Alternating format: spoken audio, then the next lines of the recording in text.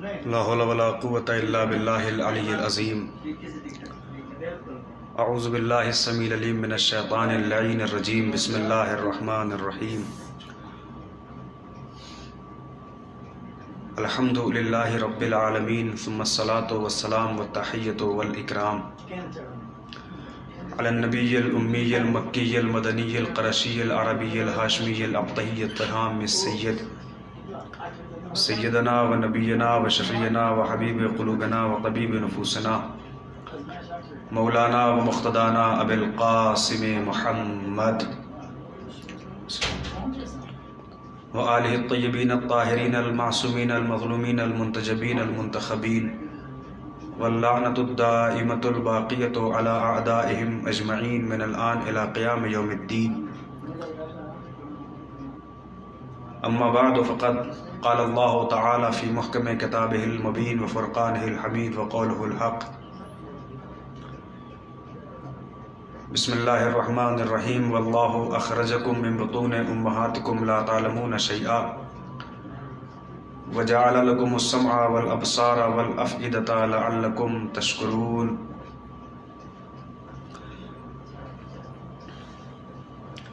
سامعین گرامی قدر، عزیزان محترم، بزرگان مذہب و ملت،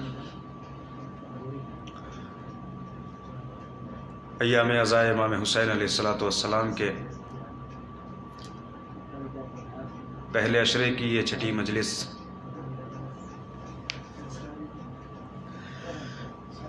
جس میں ہم قرآن مجید کی ایک آیہ کریمہ کو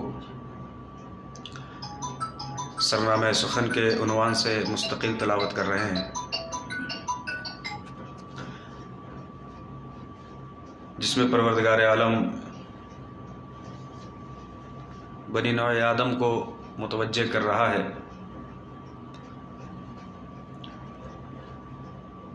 کہ یاد کرو کہ جب تم اس دنیا میں آئے تھے تو تم کیا تھے. انسان اور اہل بیت علیہ السلام کے عنوان سے مستقل اس آیت کے ذیل میں ہم گفتگو فرما رہے ہیں، جس میں کچھ حد تک ہم نے عام انسانوں کے حوالے سے گفتگو کی کہ جن کے بارے میں قرآن کیا کہہ رہا ہے،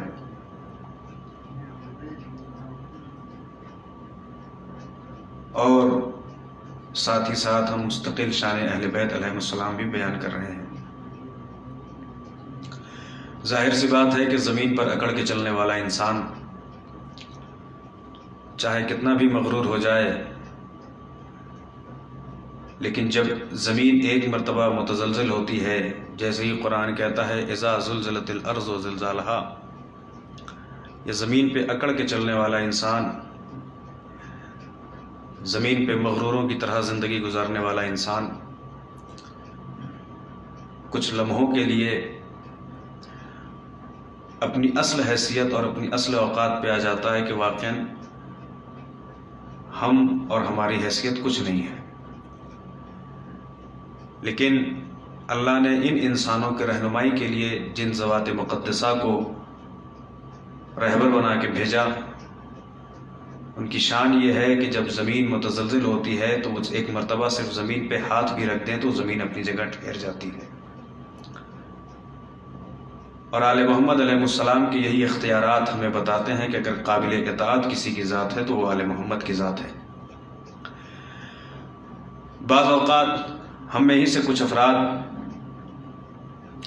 گمراہی کا شکار ہو جاتے ہیں اور وہ یہ کہنے لگتے ہیں کہ جب ہم سیرت اہل بیت پڑھتے ہیں تو ہمیں ان کی سیرت میں کہیں نہ کہیں اختلاف نظر آتا ہے. بعض نے یہ کہا جبکہ وہ ہم میں ہی سے ہیں، آل محمد علیہ السلام کی محبت کا دم بھرنے والے ہیں، ان کی الفت اپنے سینے میں سجائے ہوئے ہیں، ان کے غم میں گریہ وزاری کرتے ہیں، ان کے غم میں آنسو بہاتے ہیں، امام کے غم میں ماتم کرتے ہیں. لیکن بعض اوقات وہ خود شیطانی وسوسے کا شکار ہو جاتے ہیں اور یہ کہتے ہیں کہ ہمیں تو آل محمد کی سیرت میں اختلاف نظر آتا ہے۔ جب ظلم و تشدد تھے تو امیر المومنین نے تلوار اٹھائی، تو وہی ظالموں نے جب امام حسن کے زمانے میں سر اٹھایا تو امام حسن نے تلوار کیوں نہیں اٹھائی؟ امام حسین نے کربلا کے مقتل میں جو قربانی دی تو امام حسین کے بعد کسی امام نے جہاد کیوں نہیں کیا؟ اس کا سیدھا سیدھا جواب مقام معظم رہبری نے دیا۔ حضرت آیت اللہ خامنئی دامت برکاتہ نے اپنی کتاب انسان 250 سال 250 سالہ انسان میں اس کے مقدمے میں اس بات کی طرف توجہ دلائی کہ ہم میں سے کچھ افراد یہ سوچتے ہیں کہ آل محمد علیہ السلام کی سیرت الگ الگ ہے، کیونکہ ہمیں ان کی سیرت میں اختلاف نظر آتا ہے۔ تو ان کا یہ سوال اور ان کا یہ شک بالکل نامناسب ہے، اور اس کی وجہ یہ ہے کہ اگر ہم آل محمد علیہ السلام کے ہر فرد کو جدا جدا تسلیم کریں گے کہ وہ سب ایک دوسرے سے الگ ہیں، تو ہمیں یقیناً ان کی سیرت میں اختلاف نظر آئے گا۔ اور سامنے کی بات ہے، ہمارے اپنوں نے لکھا ہے امام حسن نے صلح کی ہے، امام حسین نے جنگ کی ہے، مولا کائنات نے جہاد کیا ہے، امام سجاد نے دعاؤں کا سہارا لیا ہے، امام محمد باقر علیہ السلام نے نشر علم کیا ہے۔ لیکن جب ہم ان کو الگ الگ اور جدا جدا تصور کریں گے تو یقیناً ہمیں ان کی سیرت میں اختلاف نظر آئے گا، لیکن ہم ان تمام کے تمام 14 ستاروں کو ایک ذات جب ہم تسلیم کر لیں گے تو ہمیں پھر سمجھ میں آ جائے گا۔ کیونکہ اس کی وجہ یہ ہے کہ ایک انسان جو دنیا میں آتا ہے 60 65 سال 70 سال 50 سال 40 سال جتنی زندگی بھی وہ اس دنیا میں گزارتا ہے تو اس کی پوری زندگی ایک عمل پہ منحصر نہیں ہوتی۔ ایسا نہیں ہے کہ کوئی انسان اگر غصے والا ہے تو وہ زندگی بھر غصے میں رہے گا، اگر کوئی انسان خوش مزاج ہے، ہنس کے بولتا ہے لوگوں سے، با اخلاق طریقے سے بات کرتا ہے تو ایسا نہیں ہے کہ وہ ہمیشہ کے لیے ویسا رہے گا، بلکہ انسان کی زندگی میں جیسے جیسے موڑ آتے ہیں وہ ویسے ویسے رویے اور طریقے اختیار کرتا ہے۔ ایسا بھی ہوتا ہے جہاں دوستوں سے ملنا ہوتا ہے وہاں وہ خوش ہو کر ہنس کے مسکرا کے ملتا ہے، لیکن جہاں دشمنوں سے ملاقات ہوتی ہے تو اس کے چہرے کی رنگت ایسے ہی بدل جاتی ہے۔ ایک انسان جب فقیری کی زندگی گزارتا ہے اس کا رویہ الگ ہوتا ہے، وہی انسان جب دولت مند ہو جاتا ہے اس کے جینے کا سلیقہ بدل جاتا ہے۔ ایک انسان جب وہ فقر و تنگ دستی کی زندگی گزارتا ہے اس کا روش اور طریقہ الگ ہوتا ہے، لیکن جب وہی انسان ثروت مندی کی طرف اس کی زندگی ثروت مندی کی طرف کروٹ بدل لیتی ہے، دولت مند ہو جاتا ہے، رئیس ہو جاتا ہے شہر کا، اس کا طریقہ بدل جاتا ہے۔ تو ہم جب یہ دیکھتے ہیں ایک انسان کی زندگی میں خود اتنا بدلاؤ پایا جاتا ہے، ظاہر سی بات ہے انسان کے گھر کی زندگی الگ ہوتی ہے، باہر کی زندگی الگ ہوتی ہے۔ انسان اپنے گھر والوں کے ساتھ کیسا سلوک سے کس طریقے سے پیش آتا ہے وہ گھر کی زندگی ہے، انسان اپنے گھر کے باہر لوگوں سے کیسے ملتا ہے یہ اس کے باہر کی زندگی ہے۔ تو جب ہم انسان کی زندگی کا عام انسانوں کی زندگی کا جائزہ لیتے ہیں تو ہمیں خود اس کی ایک زندگی میں جو اس نے 50 سال 40 سال 60 سال 65 سال 80 سال جو اس نے 70 سال زندگی جو اس نے اس دنیا میں گزاری ہے اس انسان کی زندگی میں ہم مستقل کسی نہ کسی طرح کا بدلاؤ دیکھتے ہی رہتے ہیں۔ انسان جب بچپنے میں ہے تو اس کا عالم کچھ اور ہوتا ہے، انسان جب جوانی کے مرحلوں میں قدم رکھتا ہے اس کا طریقہ کچھ اور ہو جاتا ہے، انسان جب اپنی فیملی سنبھالنے لگتا ہے اس کی روش کچھ اور ہو جاتی ہے، انسان جب اور بڑا ہو جاتا ہے اس کا طریقہ اور کچھ بدل جاتا ہے۔ تو ایک انسان کی زندگی میں ہم اس کا مستقل بدلاؤ دیکھ رہے ہیں، مستقل مشاہدہ کر رہے ہیں کہ ہر قدم پہ اس کا ایک نیا طریقہ ہوتا ہے، ایک نئی روش ہوتی ہے۔ تو ہم بھی تو کہہ سکتے ہیں کہ انسان ہر قدم پہ نفاق اختیار کرتا ہے، انسان سے بڑا منافق کون ہوگا؟ قدم قدم پہ بدلتا رہتا ہے۔ تو سننے والا ہمیں جواب دے گا مولوی صاحب ایسی بات نہیں ہے کہ انسان ہر قدم پہ بدلتا ہے، بلکہ جیسے اس کے سامنے حالات ہوتے ہیں وہ اس طریقے سے اقدام کرتا ہے، ویسے قدم بڑھاتا ہے، ویسی روش اختیار کرتا ہے۔ یہی بات سرکار مقام معظم رہبری نے کہی کہ اگر ہم آل محمد کی ذات کو الگ الگ تصور کریں، اگر ہم یہ سوچ لیں کہ امام علی الگ ہے، امام حسن الگ ہے، امام حسین الگ ہے، امام سجاد الگ ہے، امام باقر الگ ہے، امام صادق الگ ہے، اگر ہر امام کو ہم الگ الگ تصور کرنے لگے تو ہمیں یقیناً ان کی سیرت میں اختلاف نظر آئے گا کہ امام علی نے جہاد کیا، امام حسن نے صلح کیوں کر لی، پیغمبر نے تلوار کیوں نہیں اٹھائی، پیغمبر نے تلوار کیوں نہیں اٹھائی، امام حسین نے کربلا کے مقتل کا ارادہ کیوں کیا. ہمیں یقیناً ہر ایک کی سیرت میں اختلاف نظر آئے گا. کیوں؟ اس لیے کہ ہم ہر ذات کو جدا جدا تصور کر رہے ہیں. مقام معظم رہبری نے کہا اگر ہم ان 14 کے 14 کو ایک سمجھ لیں تو ہمیں سمجھ میں آ جائے گا کہ یہ 14 اصلاً الگ الگ ذات نہیں ہے بلکہ یہ ایک ہی ذات ہے. اور جیسے جیسے زمانہ کروٹ بدلتا گیا یہ ویسے ویسے رہنمائی کرنے کے لیے اپنا اپنا طریقہ بھی بدلتے رہے. جب زمانہ بد اخلاقوں سے بھرا ہوا تھا، عرب کے بدوؤں سے بھرا ہوا تھا، جہاں اخلاق کا تصور نہیں پایا جاتا تھا، جہاں چھوٹی چھوٹی باتوں پر 40 سال تک لوگ جنگ کیا کرتے تھے، جہاں اخلاقیات کی سخت ضرورت تھی، وہاں پیغمبر نے اخلاقیات کا درس دیا اور بتایا کہ دیکھو اخلاق سے بڑی کوئی طاقت نہیں. لیکن جب سرکشوں نے اپنا سر اٹھایا ہے اور لوگوں نے یہ دکھانا چاہا کہ تلوار سب سے بڑی طاقت ہے، ہم تلوار کی بیس پہ ہر بات منوا سکتے ہیں، وہاں اللہ نے حیدر کرار کا نور نازل کیا اور بتا دیا کہ دیکھو جہاں تلوار کی ضرورت ہے وہاں تلوار سے کام لیا جائے گا. لیکن جب سیاسی لحاظ سے زمانہ خراب ہو گیا اور امام نے یہ دیکھا کہ اگر ہم اپنے مفاد کے لیے جنگ کرتے ہیں تو پھر ہمارے چاہنے والوں کا بیجا خون بہے گا، امام نے وہاں سیاسی پہلو کو پیش نظر رکھتے ہوئے صلح کا دامن تھاما. جہاں پہ ضرورت ہوئی کہ جب یزید جیسا سرکش سر اٹھا کے دین کو جھٹلانے لگا، دین اور رسول و قرآن کو جھٹلانے لگا اور یہ کہنے لگا کہ بنی ہاشم نے ایک ڈھول رچا تھا، نہ کوئی دین آیا تھا، نہ کوئی کتاب نازل ہوئی تھی، وہاں پہ امام حسین نے کربلا کا رخ کر کے بتا دیا کہ دیکھو جب یزید جیسا سرکش اپنا سر اٹھانے لگے تو پیچھے نہ ہٹنا بلکہ حسینیت کا دامن تھام لینا، یہ تمہیں یزیدیت سے بھی نجات دے دے گی اور ذلت و رسوائی سے بھی نجات دے دے گی. اگر ہم ائمہ کی ذات کو ایک ایک سے جدا کرنے لگے تو ہمیں محسوس ہوگا کہ ان کی سیرت میں اختلاف ہے. لیکن ہم ایک ہی تصور کر لیں کہ اصل میں یہ ایک نور ہے جنہیں اللہ نے 14 حصوں میں تقسیم کیا ہے. جیسا زمانہ تھا ویسا انہوں نے ویسا طریقہ ائمہ نے اختیار کیا ہے. اخلاق کا زمانہ تھا، پیغمبر تشریف لائے. جہاد کا زمانہ تھا، بہادری کا مطلب بتانا تھا، امام علی تشریف لائے. صلح کا مقصد بتانا تھا، امام حسن تشریف لائے. جہاد کا مفہوم بتانا تھا، جہاد کے ساتھ جہاد کرنے کا مفہوم بتانا تھا. سرکار سید الشہداء نے بتایا دعا اور عبادت کا مقام کیا ہے. اب بندہ اپنے اللہ سے کیسے رابطہ قائم کرے، یہ جب اس کی تعلیم کی ضرورت پڑی سرکار امام زین العابدین نے دعاؤں کے ذریعے سے بتایا کہ دیکھو اگر تم پریشان ہو جاؤ، زمانے کے حالات تم کو پریشان کرنے لگے تو تم مطمئن رہنا، بے چین نہ ہو جانا بلکہ دعاؤں کا سہارا لینا، خدا کی بارگاہ میں پہنچ جانا. وہی علیم بذات الصدور ہے، وہی سمیع علیم ہے، وہی سب سننے والا ہے، وہی ہمیشہ سننے والا ہے، وہی ہر وقت سننے والا ہے، اس کے علاوہ کوئی نہیں ہے. جب زمانہ جہالتوں سے بھر گیا اللہ نے امام محمد باقر کا انتخاب کیا. انہوں نے علم کے انکشاف کے ذریعے سے لوگوں کی جہالت ختم ہوئی. جب جھوٹوں سے زمانہ بھر گیا امام صادق تشریف لائے. جب ظالموں سے زمانہ بھر گیا اور لوگوں نے غصے میں آ کے مظلوموں پہ ظلم کرنا شروع کیا، اللہ نے امام موسی کاظم علیہ السلام کو مظہر انسانیت بنا کے بھیجا، اپنی ذات اور صفات کا مظہر بنا کے بھیجا.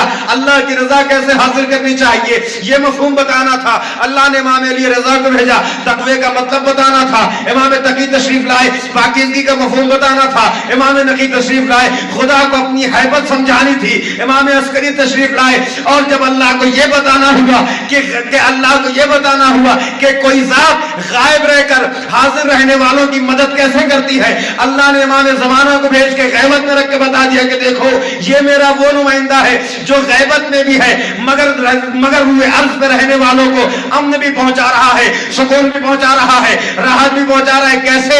اس کی مثال کیا ہے؟ کیا اس کی سیدھی سی مثال ہے سورج اگر ابر کے پیچھے چھپ بھی جائے مگر اپنی گرمی زمین پہ رہنے والوں تک پہنچاتا ہے. ویسے ہی ہمارا وقت کا امام چاہے پردہ غیب میں کیوں نہ ہو لیکن ہمیشہ ہر قدم پہ جب بھی ان کا چاہنے والا مصیبت میں گرفتار ہوتا ہے اگر کوئی ذات بڑھ کے سہارا دیتی ہے تو وہ شیر خدا کے بیٹے امام زمانہ کی ذات ہے، ہر قدم پہ اپنے چاہنے والوں کے ساتھ ہے.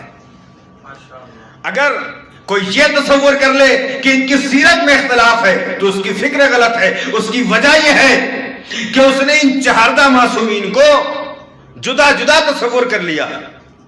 اس نے یہ سوچا امام علی کی ذات الگ، امام حسن کی ذات الگ، امام علی رضا کی ذات الگ، امام صادق علیہ السلام کی ذات الگ، ایسا نہیں ہے، بلکہ یہ 14 کے 14 ایک ہی نور ہے۔ جس جیسا زمانہ آتا گیا اللہ نے ویسے ویسے نمائندہ بنا کے انہیں بھیجا۔ یہ سب کے سب ایک ہی نور کے 14 ٹکڑے ہیں۔ خدا نے انہیں انسانوں کی رہنمائی کے لیے بھیجا تھا۔ اگر سب کا طریقہ ایک ہوتا تو دنیا اب تک ختم ہو چکی ہوتی۔ ظاہر ہے کہ صرف جنگ کرنے سے معاملہ حل نہیں ہوتا، کئی حالات جب نامساعد ہو جائے، جہاں جہاد کرنا، جنگ کرنا مناسب نہ ہو، وہاں صلح بھی کرنی پڑتی ہے، کہیں خاموشی بھی اختیار کرنی پڑتی ہے، کہیں ایسا بھی ہوتا ہے کہ صرف اور صرف دعاؤں کے ذریعے سے۔ ظاہر ہے کہ جب زمانہ مخالف ہو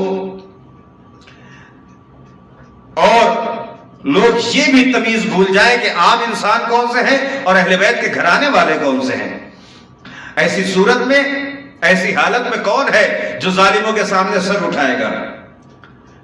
دراصل ائمہ کی زندگی وہ انسانوں کے لیے آئیڈیل ہے، نمونہ عمل ہے۔ زندگی دنیا میں کیسے گزارنی ہے، کب دعا کا سہارا لینا ہے اور کب تلوار کا سہارا لینا ہے، یہ عام انسان فیصلہ نہیں کر سکتا، یہ اہل بیت ہی بتا سکتے ہیں۔ یہی وجہ ہے کہ اللہ نے انتخاب امامت اور انتخاب خلافت کا جو معاملہ تھا وہ اپنے ہاتھ میں رکھا ہے، انسانوں کے ہاتھ میں نہیں دیا ہے۔ اللہ چاہتا تو کہہ دیتا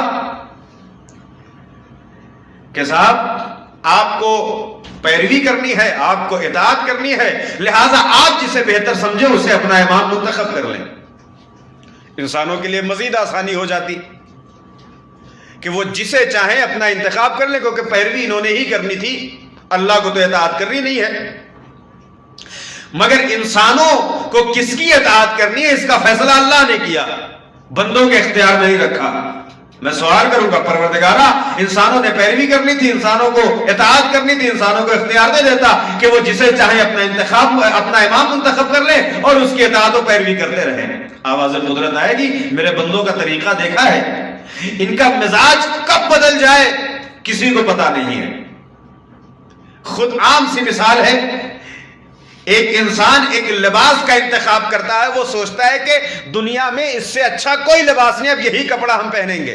کچھ دن وہ لباس پہنتا ہے، جبکہ پہلی بار وہ لباس خرید رہا تو وہ یہی سوچ رہا تھا کہ دنیا کا سب سے اچھا لباس ہے اور اسی پہ ہم زندگی گزار دیں گے۔ کچھ دن بعد جب وہ بوسیدہ ہو گیا، اٹھا کے کوڑوں کی نظر کر دیا، دوسرا لے کے آیا۔ یعنی انسان کا مزاج ہر لحظہ بدلتا رہتا ہے۔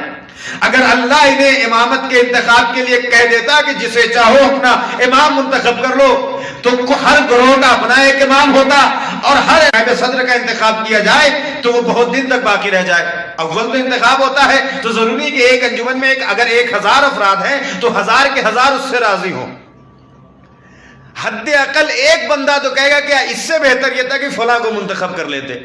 اس کا مطلب یہ ہے کہ اگر اللہ انہیں انتخاب کرنے کو دے دیتا کہ تمہیں جس کی پیروی کرنی ہے اپنا امام بنا لو، اول تو خود امامت کے کتنے دعوے دار کھڑے ہو جاتے کہ سب سے زیادہ امامت کے لائق ہم ہیں۔ دوسری بات ہے کہ انسان خود آپس میں ٹکرا کے لڑ کے مر گئے ہوتے کہ امام ہونا کون چاہیے۔ دوسری وجہ، انسان جس کا انتخاب کرتا ہے اس کے مستقبل کا ذمہ دار نہیں ہے۔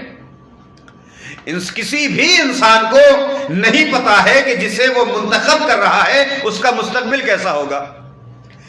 ابھی ہم جس کا انتخاب کریں رہنمائی کے عنوان سے، ممکن ہے کہ آج وہ بہت نمازی ہو، صوم و صلات کا پابند ہو، متقی ہو، پرہیزگار ہو، ساری چیزیں، لیکن ضروری ہے کہ آج جو مسجد میں مصلی کی زینت بنا ہوا ہے، ضروری نہیں ہے کہ وہ کل بھی اسی مصلی پہ نظر آئے گا۔ ہو سکتا ہے حالات کروٹ بدلے، آج کا نمازی کل کا قاتل ہو جائے۔ لوگ میرا گریبان پکڑیں گے، مولوی صاحب آپ نے تو امام کے عنوان سے معرفی کی تھی، بتایا تھا کہ یہ بندہ رہنمائی کے لیے بہتر ہے، ہم نے اس کی رہنمائی کے لیے اس کو انتخاب کیا رہنمائی کے لیے، کل تک یہ بہت متقی پرہیزگار تھا، آج قاتل ہے، آج چور ہو گیا، فقر اور تنگ دستی اور غربت کا جب شکار ہوا چور ہو گیا، بے ایمان ہو گیا۔ کل وہ سماج کا سب سے عزت دار آدمی تھا جس کو رہنمائی کے لیے انسانوں نے منتخب کیا یا کسی چیز کی مسئولیت اور ذمہ داری کے لیے منتخب کیا، لیکن کل جسے اتنی عزت سے منتخب کیا تھا صرف اس بیس پہ کہ وہ سماج کا سب سے عزت دار آدمی ہے، آج وہی سماج کا عزت دار آدمی سماج کا سب سے رسوا اور ذلیل ترین آدمی کیسے ہو گیا؟ جس نے منتخب کیا مجھ سے حق کا سوال رکھتے ہیں کہ یہ بتائیے آپ نے منتخب کیا تھا تو آپ کو نہیں پتا تھا کہ آج جو یہ اتنا متقی و پرہیزگار بن کے گھوم رہا ہے، آج اتنا امین اور سچا بن کے گھوم رہا ہے، کل یہ بگڑ جائے گا، چور اور ڈاکو اور قاتل ہو جائے گا؟ یہی جواب آئے گا کہ صاحب ہم کسی کے مستقبل سے واقف نہیں ہے. ابھی 1 گھنٹے کے بعد یا 10 منٹ کے بعد کون انسان کیا ہو جائے، کون متقی سے قاتل ہو جائے، کون توبہ کر کے متقی ہو جائے، کسی کو نہیں پتا. اس کا مطلب یہ کہ کوئی انسان کسی کے مستقبل کی ذمہ داری نہیں لے سکتا. اب یہاں پہ قدرت کا جواب آئے گا کہ تمہاری اتنی حیثیت نہیں ہے کہ تم کسی کے مستقبل کی ذمہ داری لو کہ جو آج اچھا ہے وہ کل بھی اچھا ہوگا، وہ قیامت تک اچھا ہوگا. لیکن ہم نے جنہیں امام بنا کے بھیجا ہے ان کی شان یہ ہے کہ ان کا ماضی بھی نور سے بھرا ہوا ہے، حال بھی نور سے بھرا ہوا ہے، مستقبل بھی نور سے بھرا ہوا ہے. وہ ہمیشہ سچے تھے، ہمیشہ صادق تھے، ہمیشہ امین تھے، ہمیشہ شجاع و بہادر تھے، ہمیشہ اچھے تھے. ان کا ماضی بھی بہادر تھا، ان کا حال بھی شجاع ہے، ان کا مستقبل بھی شجاعت سے روشن ہے. ہمارا بنایا ہوا امام وہ ہر حال میں اچھا ہوتا ہے، ہر حال میں با اخلاق ہوتا ہے، ہر حال میں انسانوں کا ہمدرد ہوتا ہے. خدا کا منتخب کیا ہوا جو نمائندہ ہوتا ہے اس کے مستقبل کا ذمہ دار پروردگار ہوتا ہے. لیکن انسان کسی کے مستقبل کی ذمہ داری نہیں لے سکتا. اس کی زندہ مثال ہمارے سامنے کربلا موجود ہے. لشکر یزید میں کتنے ایسے افراد تھے کہ جو ماضی میں امیر المومنین علیہ السلام کے ساتھ ہم رکاب تھے. شبر امام کے ساتھ اس نے جہاد کیا، امام کا ہم رکاب تھا، ماضی اس کا اتنا اچھا ہے، مستقبل کیسا ہوا؟ یزید کے لشکر میں شامل ہو گیا.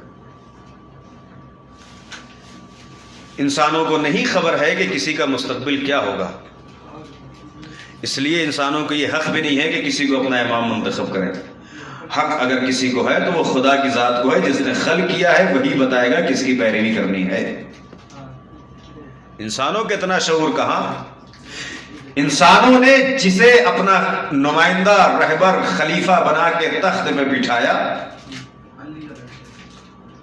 خود وہی انسان اسی نمائندے سے پریشان اور عاجز ہو گئے. کوئی مجھ سے پوچھے اس کی دلیل کیا ہے، میں کسی کتاب کا حوالہ نہیں دوں گا، آپ خود جا کے مطالعہ کر لیں.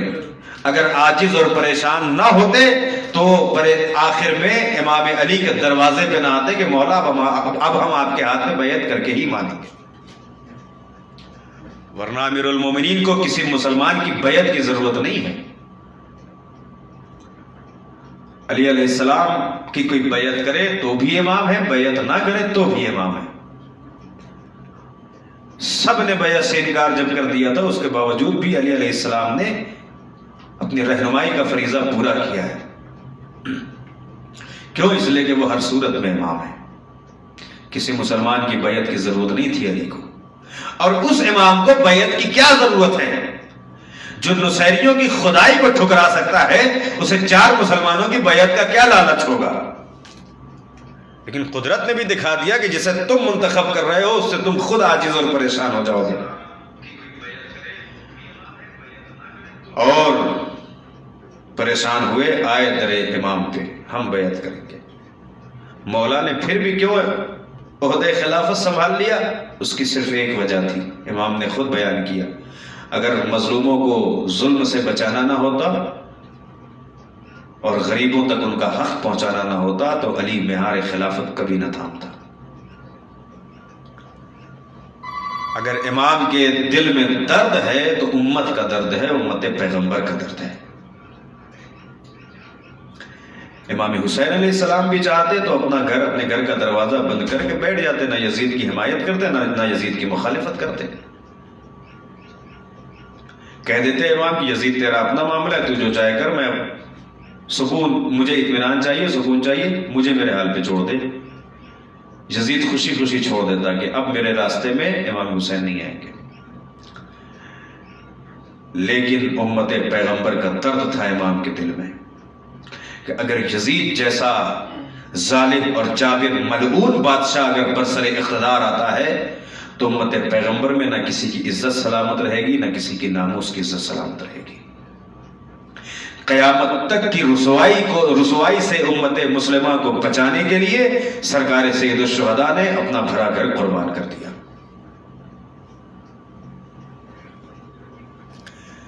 امت پیغمبر کو قیامت تک کی ذلت سے بچانے کے لیے سرکار سید الشہداء نے اپنے کڑیل جوان کا سینہ دے دیا۔ اور جب یزید جیسا حاکم برسر اقتدار ہو، امام نے ایک جملہ کہا، ایسے اسلام پر سلام جس کا حاکم یزید ہو، یعنی خدا حافظ کر دو، فاتحہ پڑھ دو ایسے اسلام کا جس کا حاکم یزید ہو۔ اس کا مطلب اسلام وہیں پہ ہے جہاں پہ حسینیت ہے، اور جہاں یزید جیسے کی حکومت قائم ہے تو وہاں پہ اسلام نہیں ہے۔ وہاں پہ امام نے ہمیں حکم دیا ہے کہ ایسے اسلام کا فاتحہ پڑھ دینا جہاں یزید جیسا حاکم ہو جائے۔ امام علیہ السلام نے اپنا بھرا گھر قربان کر دیا امت پیغمبر کو بچانے کے لیے، آئین شریعت کو بچانے کے لیے، تحفظ اسلام کو بچانے کے لیے۔ امام ہاتھ پہ ہاتھ رکھ کے نہیں بیٹھے، کربلا آ گئے۔ جنگ کرنے کے لیے بھی نہیں آئے تھے، جنگ کرنے کے لیے گھر کی ناموس کو لے کے کوئی نہیں آتا، بہنوں کو، بیٹیوں کو، چھوٹے چھوٹے بچوں کو لے کے کوئی جنگ کرنے نہیں آتا۔ جنگ کرنے کے لیے نوجوانوں کو لایا جاتا ہے جو دیر تک میدان میں ٹک سکے اور مخالف کا مقابلہ کر سکے۔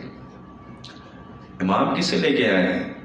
دودھ پیتے بچے علی اصغر کو لے کے آئے، سینے پہ سونے والی یتیمہ سکینہ کو لے کے آئے، اپنی بہن جناب زینب کبریٰ جناب ام کلثوم کو لے کے آئے۔ کوئی یہ کہہ سکتا ہے کہ یہ قافلہ جو جا رہا ہے وہ جنگ کرنے کے لیے جا رہا ہے؟ بلکہ یہ امن پسندوں کا قافلہ ہے، یہ اپنی قربانی دے کے دنیا میں امن قائم کرنے کے لیے جا رہے ہیں۔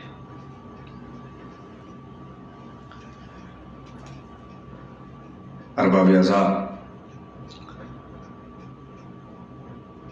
ایام عزا امام حسین علیہ السلام کی پہلے عشرے کی 6 تاریخ ہے۔ یہ 6 محرم گزر گئی۔ ہمارے بر صغیر میں معمولاً 6 محرم کو جناب شہزادہ علی اکبر کے مصائب سے مجلس کو زینت دی جاتی ہے۔ کربلا کا وہ شہید کہ جس کے لیے راوی حمید ابن مسلم کہتا ہے کہ جب اکبر خیمے سے برآمد ہوئے ہیں، ایسا لگ رہا تھا کسی گھر سے کسی نوجوان کا لاشا نکل رہا ہے، اور بیویاں دامن تھامے ہوئے ہیں کہ اکبر نہ جاؤ۔ جناب علی اکبر آتے ہیں سرکار سید الشہداء کے بعد، بابا مرنے کی اجازت دیجیے۔ میرے لال، میں تمہیں کیسے مرنے کی اجازت دے سکتا ہوں؟ تم تو میرے لشکر کے سپہ سالار ہو۔ شہزادے فرماتے ہیں، بابا وہ لشکر ہی کہاں رہا جس کا میں سپہ سالار تھا۔ کہا، بیٹا تمہیں تمہاری پھوپھی اماں نے پالا ہے، جاؤ پہلے ان سے اجازت لو۔ جناب علی اکبر کی پرورش جناب زینب کبریٰ سلام اللہ علیہا نے کی تھی۔ آئے پھوپھی اماں، مرنے کی اجازت چاہیے۔ جناب زینب نے کس کلیجے سے اجازت دی ہو؟ کیوں؟ اس لیے کہ اسی اکبر کو بچانے کے لیے زینب نے اپنے اون محمد کو بھی قربان کر دیا۔ مگر وہ وقت آ گیا کہ اب خود شہزادے آئے، پھوپھی اماں مرنے کی اجازت۔ میرے لال، میں نے 18 سال اس لیے نہیں پالا تھا کہ تیرا لاشا خاک و خون میں غلطاں دیکھوں۔ میرے لال، اپنی مادر گرامی سے بھی مل لو۔ ماں کے پاس آئے ہیں جناب ام لیلہ۔ فطرت یہ بتاتی ہے کہ بیٹیوں کو باپ سے بہت الفت ہوتی ہے اور بیٹوں کو ماں سے بہت لگاؤ ہوتا ہے۔ باپ کے دل میں اولاد میں سب سے زیادہ بیٹی کی محبت پائی جاتی ہے، اور ماں کے دل میں اولادوں میں سب سے زیادہ بیٹوں کی محبت پائی جاتی ہے۔ ام لیلہ ماں ہے، کون سی ماں ہوگی جو اجازت دے کہ میرے لال جاؤ، قربان ہو جاؤ، شہید ہو جاؤ؟ کوئی ماں کی مامتا یہ گوارا نہیں کرے گی کہ اپنے بیٹے کو خاک و خون میں گلتا دیکھے۔ مقتل یہ لکھتا ہے کہ جناب ام لیلہ کو بہت ارمان تھا کہ اکبر زندگی میں کچھ مانگے۔ کیوں؟ اس لیے کہ پرورش جناب زینب نے کی تھی، اور جناب زینب جناب علی اکبر کی ہر مراد پوری کرتی تھی، کسی چیز کی ضرورت ہی نہیں ہوتی تھی۔ آج میدان کربلا میں آئے ہیں اکبر ام لیلہ کے پاس، مادر گرامی کچھ مانگنا چاہتا۔ ام لیلہ تڑپ گئی، مانگتا تڑپ گئی، میرے لال مانگو، کیا مانگنا چاہتے ہو؟ تمہاری ماں کی تمنا یہی تھی میرا اکبر کبھی مجھ سے کچھ مانگے۔ شہزادے کہتے ہیں مادر گرامی مرنے کی اجازت چاہیے، کڑیل جوان بیٹا ماں کے سامنے اگر کچھ مانگ رہا ہے تو مرنے کی اجازت۔ میں نہیں جانتا کس کلیجے سے ام لیلہ نے رخصت کیا ہوگا، لیکن اس کا اثر نمایاں ہوا ہے علی اکبر کی شہادت کے بعد۔ اکبر آئے، بابا اجازت لے لی۔ امام نے شہزادے کو گھوڑے پہ سوار کیا، میرے لال جاؤ خدا حافظ، آسمان کا رخ کیا، پروردگارا گواہ رہنا اب میں اس سپاہی کو بھیج رہا ہوں جو صورت و سیرت میں پیغمبر سے شباہت رکھتا تھا۔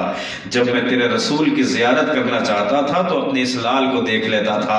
ارباب اعضاء اکبر چلے ہیں، کچھ دور آگے بڑھے تھے، محسوس ہوا کہ پیچھے سے کوئی آ رہا ہے، روک دیا گھوڑے کو، پیچھے مڑ کے دیکھا، بوڑھا باپ کمر پہ ہاتھ رکھے ہوئے آہستہ آہستہ چلا رہا ہے۔ بابا جان آپ نے تو مجھے رخصت کر دیا تھا۔ ارباب اعضاء کوئی بھی شہید میدان میں جب گیا ہے نا تو امام پیچھے پیچھے نہیں آئے ہیں، یہ کربلا کا واحد شہید ہے شہزادہ علی اکبر۔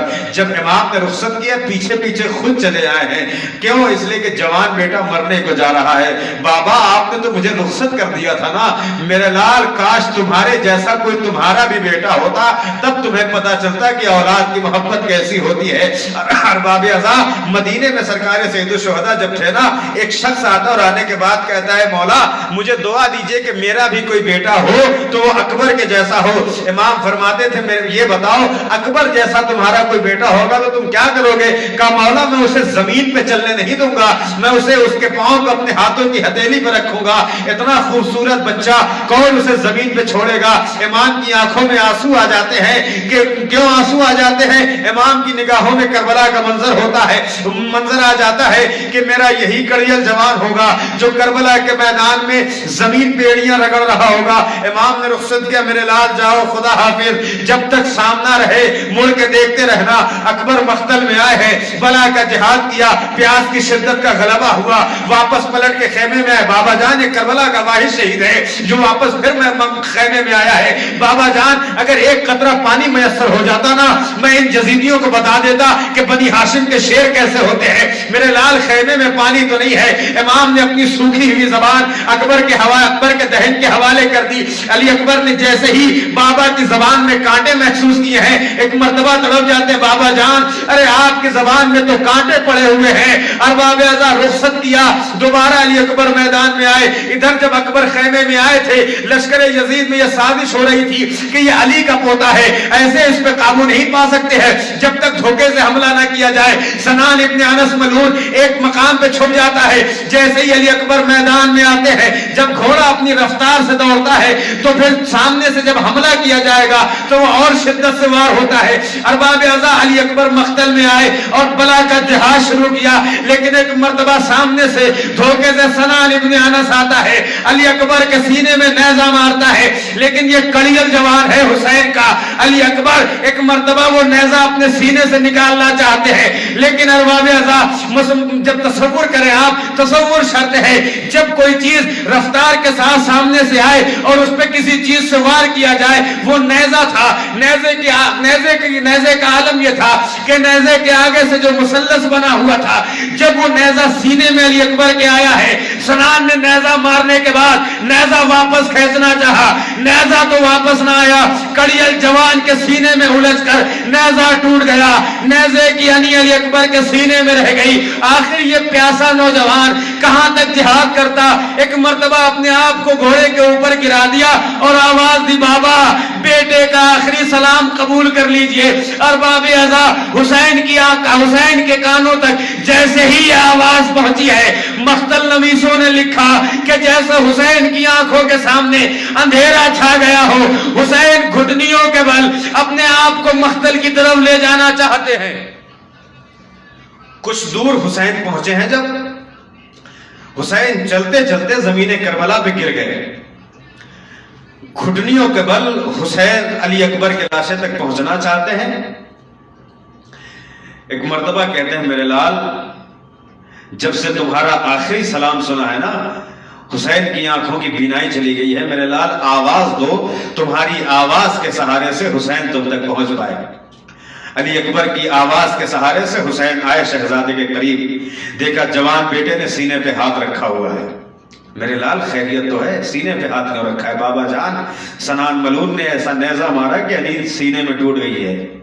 میرے بیٹے میرے لخت جگر سینے سے ہاتھ تو ہٹاؤ, دیکھو کیسا زخم ہے. بابا جان آپ نہیں دیکھ پائیں گے.